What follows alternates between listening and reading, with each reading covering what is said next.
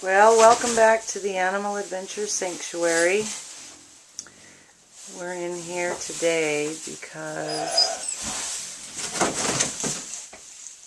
we just did a rescue on some Patagonian cavies.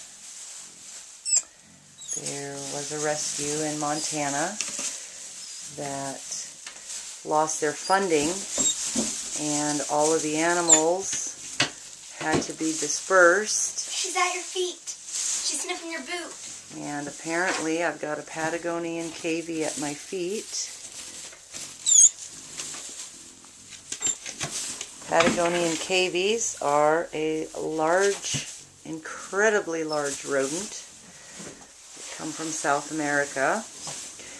Try to get a good angle on this. They're very interesting. They make a sound a lot like a guinea pig, and a little growling noise.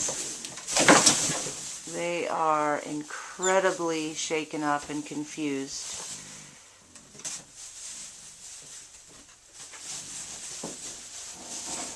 They look a lot like a cross between a deer.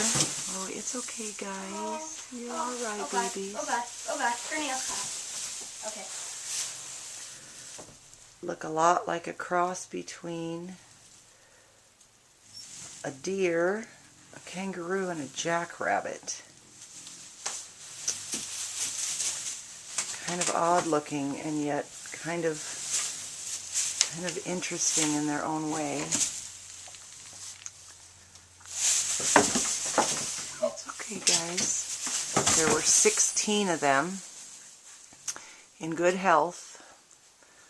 The sanctuary that had to close took good care of everybody, but they just were completely overwhelmed, and when they lost their funding there was just no hope. So literally hundreds of animals had to be dispersed. You know, one of the things about exotic pets that I really advocate and that people really need to know, aside from all the responsibility when you take on a pet, is that it's pretty important, you know, to the life of the animal that you do everything in your power to have that particular animal well socialized to changes in environment, people coming and going, anything, you know, that a person can do so that in an event like this there's that much less stress on the animals themselves. The better socialized they are, the better able they are to cope with change, and that's a pretty important thing.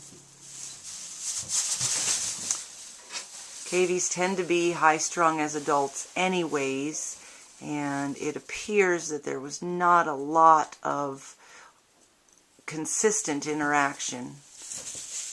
You know, feeding and cleaning, but beyond that, not a lot of strong socialization, and they're pretty frightened. And they have about a 4 or 5 foot vertical leap when they panic. So we're actually going to let them rest and give them a chance to learn this new environment, and we will check back in when everybody's settled down.